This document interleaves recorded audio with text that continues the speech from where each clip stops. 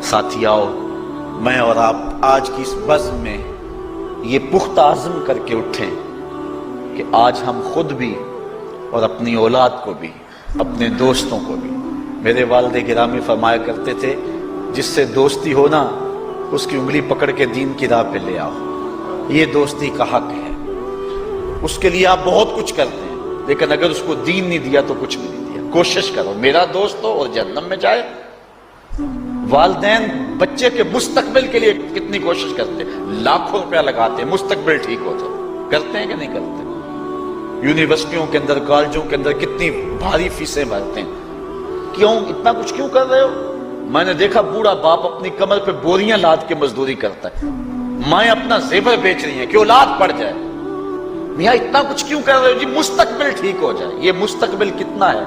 20-25 سال کا، اور جو اصل مستقبل ہے اس کی فکر ہی نہیں کسی کو۔ اصل مستقبل تو وہ ہے، اللہ اکبر، بیرون ملک جائے بیٹا تو ماں کہتی ہے بس دعا کرو کہ میرا بیٹا خیریت سے پہنچ جائے۔ بیٹی کی شادی کرتی ہے تو ماں کہتی ہے دعا کرو کہ اپنے گھر میں اس کو چین مل جائے۔ کسی کا انٹرویو ہوتا ہے، لوگ کہتے ہیں جناب دعا کرو کہ اس انٹرویو میں وہ کامیابی سے گزر جائے۔ میں کہتا ہوں جب قبر میں اترتا ہے پھر کسی نے آ کر کبھی نہیں کہا کہ دعا کرو مشکل گھڑی آ گئی ہے خیریت سے گزر جائے۔ اصل امتحان تو یہ ہے، اگر اس امتحان سے گزر گیا تو کامیابی اور بامرادی۔ یہ تھوڑا سا مستقبل دنیا کا، اس کے لیے ہم کتنے پیسے لگا دیتے ہیں، سب کچھ اولاد کو آتا ہے، ہر شے فر فر پڑھتے اور بولتے ہیں، دعائے قنوت بھی نہیں آتی ہوتی۔ تو ہم اپنی اولاد کے لیے دین کا تحفہ اس کو کبھی نہ چھوڑیں۔ اللہ اکبر، کوشش کریں، محنت کریں۔ حضور نبی رحمت صلی اللہ علیہ وآلہ وسلم نے ان بد عمل واعظین کی بات بھی کی ہے کہ جو لوگوں کو نیکی کا حکم دیتے ہیں اور خود اس پہ عمل نہیں کرتے۔ آج ہمارے کچھ واعظین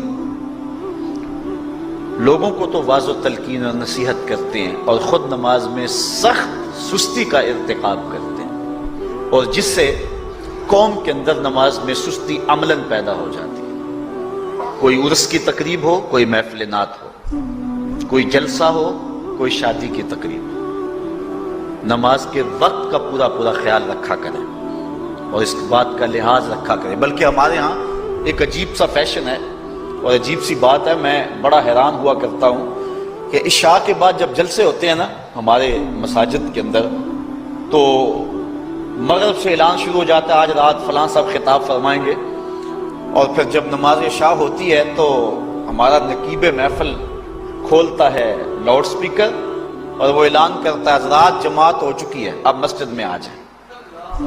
یعنی یہ نماز کو ہلکا کرنے والی بات ہے۔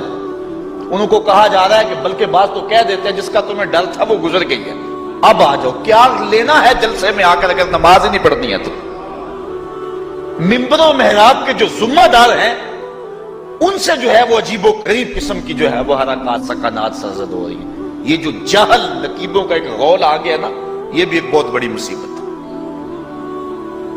ایک تو بے تحاشا القاب، دوسرا دین کی روح سے ناشنائی۔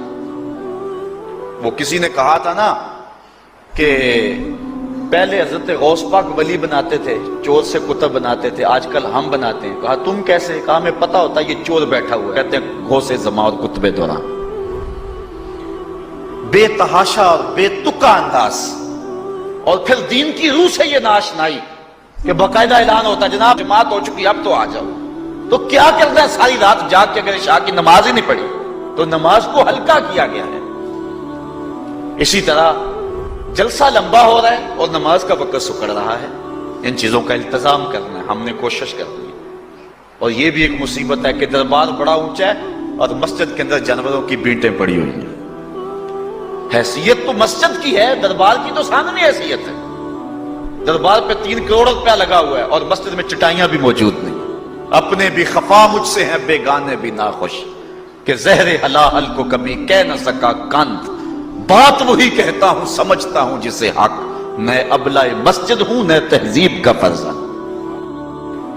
بے تحاشا اور بے تکا انداز، اور پھر دین کی روح سے یہ ناشنائی کہ باقاعدہ اعلان ہوتا ہے جناب جماعت ہو چکی اب تو آ جاؤ۔